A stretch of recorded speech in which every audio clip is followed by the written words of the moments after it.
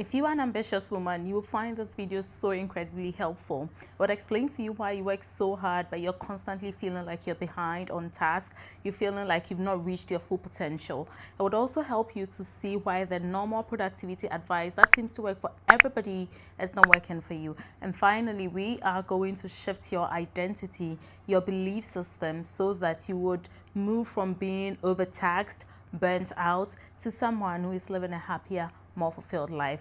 And listen, this is not going to be a system of lists and tips and tricks. This is actually going to be based on science and psychology. So I hope you're seated and you've got your notepad because you are going to take some notes. Let's get started. So if you're already starting this year feeling like you're behind, you set your goals, you have your systems, you have all the tasks laid out, you're actually doing pretty well, everybody says, but you personally feel like you're behind, I want you to pause for a second and know that you're not alone.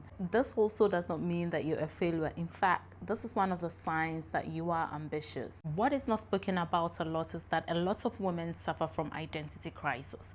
Most women are ambitious and multi-passionate and they want to do so many things, but at every point in time they struggle to show up as who they actually are, and sometimes that's manifests in them being burnt out, shrinking themselves. And so even though people around you think that, oh, you're actually doing so well, personally, intuitively, you feel like you're not doing enough.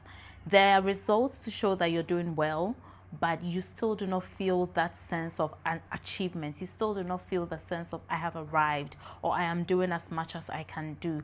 You feel like you're disappointing yourself. This video has 4 chapters. In chapter 1, we're going to talk about why you constantly feel like you're behind.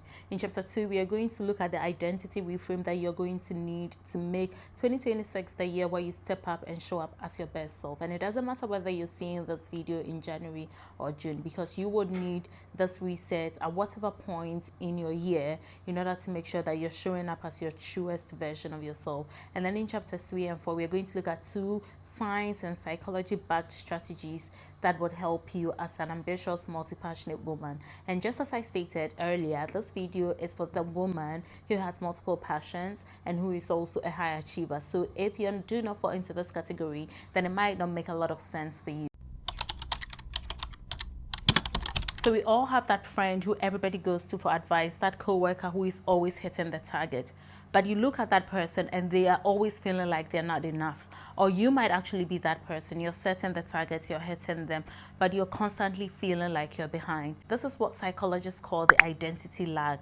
Identity lag shows up when your actual self is not aligned with the output. So you're a high achiever, you're actually achieving the things, but internally your self-image has not risen up to the level of your output. And so that discrepancy is what is known as the lag, and that is what shows up as disappointment, it shows up as insecurity, it shows up as all these negative attitudes. If you fall into this category of identity lag, then instead of focusing on what you're doing right now or what you're achieving, you hyper focus on your past failures or the things that you think you didn't do too well at, the presentation that didn't go well, or the one sale call that the person was very irate with you. And when that happens, it also has its physical manifestation because you become risk averse, you become hesitant to put yourself up for opportunities. All this because you're hyper focusing on your failures instead of your current wins, because you do not trust yourself enough. The second way this can also manifest is replaying old beginner narratives. So you always think that you're a beginner instead of reaching out for more senior roles. So for instance, this really happened to me. I remember when I was invited to come and train a couple of people in patient navigation from my background as a cancer researcher.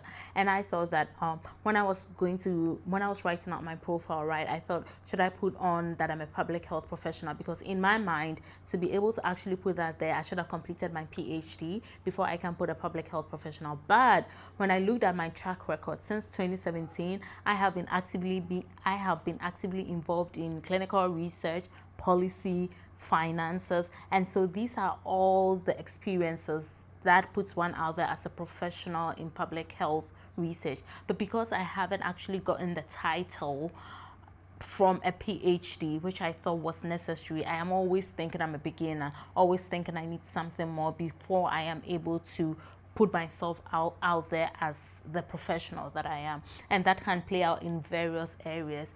You might think that, oh, I need this more, I need this thing, I need this title, I need to go to do this course, I need that. When you already have the abilities, you already have the skill set, and you are not a beginner, you can actually get the senior roles that you are qualified for, because guess what? You are.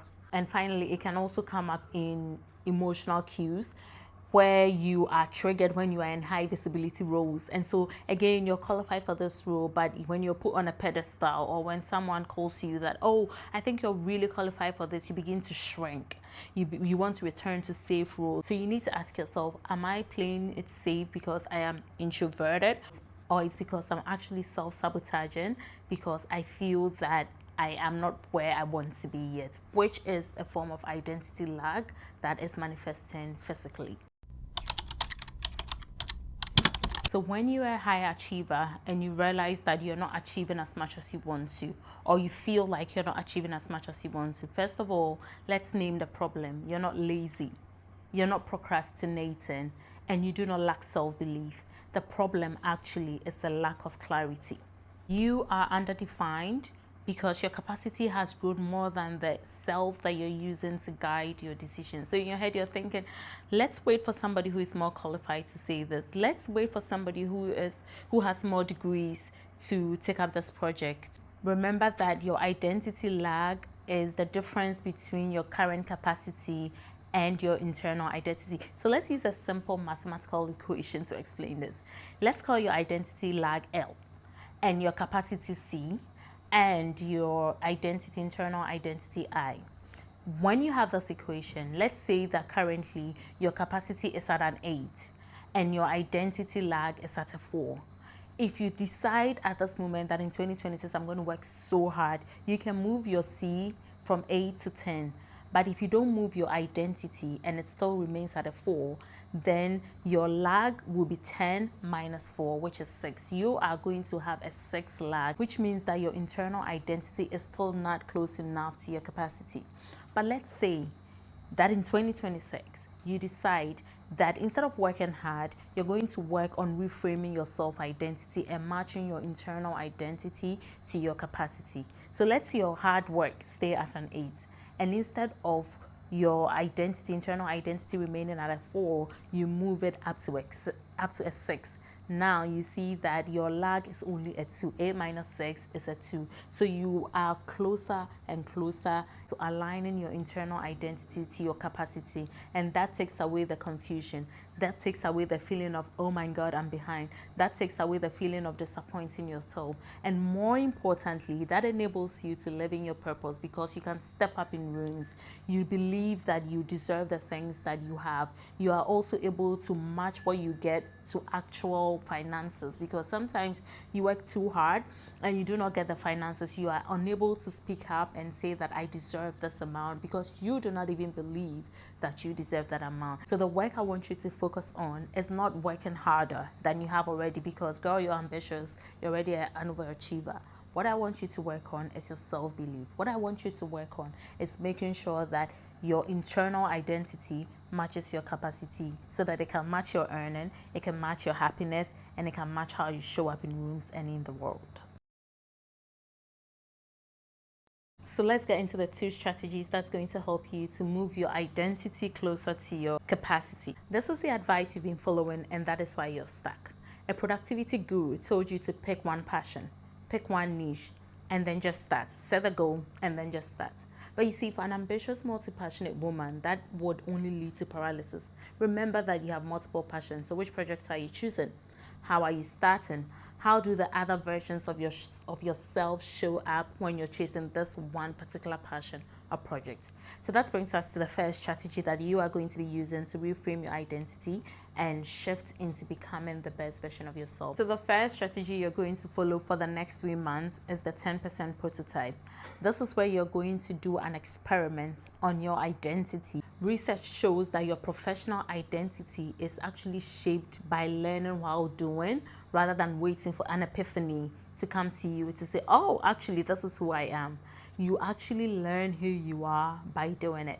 So the first rule is that you're going to write down your possible selves list. This is everything you're interested in becoming. Let's say other passions that you're interested in. The only caveat is that you can only write 3, maximum of 5, but I would highly recommend that you write 3. So let's say you work in a bank, but you're also interested in high-end fashion. Maybe you want to be a high-end fashion thought leader. What does that mean for you? Maybe you want to be a creative. What does that mean? Maybe you want to travel the world. Maybe you want to be a consultant for high-end fashion. You're going to write all these down. That's the first thing you're going to do. Now, the second thing you're going to do is to dedicate 10%. Remember, this is the 10% experiment, the 10% identity experiment. So now the second thing you want to do is to dedicate 10%. What does that mean? Now, I do not want you to spread this over a month because it will only drain you. It is too long. Remember, one of the things that makes us procrastinate is if we spend too much time on something. Speed is an asset. So I want you to take 1 week. Now, let's say you work full time. So that is 40 hours gone. Let's also say you sleep for 8 hours every day, even though I highly doubt that is true. But let's say you sleep for 8 hours also. So that's 56 hours. So 56 plus 40, that's 96 hours gone out of the 168 hours you have in a week. Out of all of that, you're going to take 10% of that. So let's say of the 70 or so odd hours left, you're going to take 10%. 10% of 70 hours is 7 hours. You're going to dedicate only 7 hours of your next week or of the week you choose, and I highly recommend it should be in the first quarter. If you see this video later, whenever you started, aim to choose that seven hours within the next available week in the same month you're in. Now you choose those 7 hours, and this is how you're going to spread it out. You're going to live as that other self for that 7 hours in that week. You're going to show up as that person. First of all, you're going to tell yourself, this week I am a high-end fashion consultant. So you might choose to go into a high-end fashion store just to observe. You want to observe, how are they treating their customers? Does this scream high fashion luxury, or does this scream roadside? You're going to look for somebody who works in fashion and give them a free consulting advice. Let's say you're going to give them 30-minute free consulting advice. You're also going to make content around high-end fashion because, again, remember, you want to be a thought leader. So you want to make content around high-end fashion and maybe post them or maybe look at them. How do you feel about being a creative outside in the public space? Then after you have done all those exercises, the final thing, which is the step 3 that you're going to do, is to analyze and think to yourself, how did I feel when I stepped into this space? Did this excite me? Does this look like something I can do on a regular? Did it feel fake, or did it feel like I was stepping into a higher version of myself? This last step is the reality check you need, and it is often something that we do not allow ourselves to do. We do not allow ourselves to live in our future self. Sometimes you think we need so much, but this literally takes 7 hours. So write down right now the other versions of yourself you want to be, and determine to dedicate 7 hours next week or the week after to actually living as that, and come back here and tell me how that felt for you. The second strategy we're going to use is to use broad framing instead of narrow framing. Again, this is why challenges like Project 50, 75 hard does not work for ambitious women. What you might think is that, oh, this is hard, I'm ambitious, I'm a high achiever, I can do this. But there are identity elements to these challenges that are hidden in that. These projects or these productivity hacks work on the principle that if you fail one day, if you miss one day, you have to restart the entire challenge. These identity elements are what sabotages your success. As a high achiever, you are an observer critic, which means that if you miss one day, then you're going to start thinking of yourself as an imposter and thinking that you can't do this, and it can set you back on not just that one project that you intended to do, but on all your other goals. So this is how we're going to reframe this through broad framing. Instead of analyzing yourself on a daily basis, as is very common with these challenges, you're going to assess yourself quarterly. Again, you're not going to be like people who are unambitious, people who live like on their own terms, who only assess themselves at the end of the year. No, that is not how we are achieving all our big goals in 2026. What you're going to do is do a trend line assessment at the end of the quarter. But and this is there's a very big but here, but with weekly check-ins. This is the system that has worked for my partner and I this year. We figured that we had huge goals at the beginning of the year. We wrote them down, but the only time we looked at them again was somewhere within the month where we'll bring it up and say, oh, by the way, we wanted to do this. Oh, we're working on it. But because we didn't have weekly check-ins to make sure that we're actually following through on our goals, some of them fell along the line. What you do not want to do is that. So you end up achieving things at the end of the year. It's a good year, but you know that it could have been better. It could have been great. And what can help you to achieve that, again, without making you feel like a failure, is using a trend line audit, which we'll do at the end of the quarter, but supported by weekly check-ins. Now, this is the final strategy, and this is my favorite. Now, if you are unable to do any of the strategies we've talked about, you should definitely make time to work on this. This is what we're going to call the MAP model, me as a process model.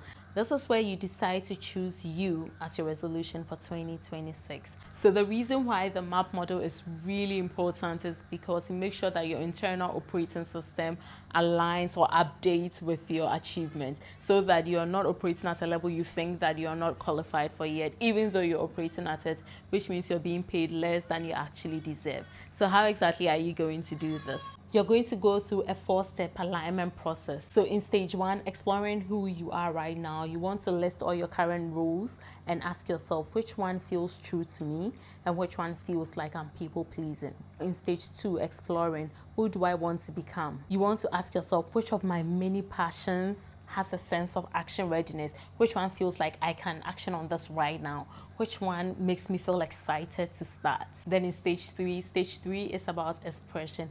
Who do I really want to be? So practice how you would introduce yourself to somebody at a party, at a function, and then say it out loud. Let's say you have your 1-minute pitch or your 30-second pitch of who you are.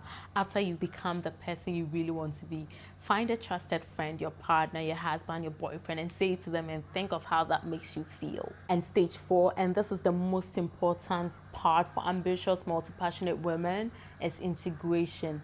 How can you make this work and still remain true to you? Because this is where usually multi-passionate women lack. They do not know how to set the boundaries that are required so that they can still live in alignment with their values. So you want to ask yourself this question: what are the boundaries? What are the systems I need to put in place so that I can still protect my rhythm, my values, and I would not burn out?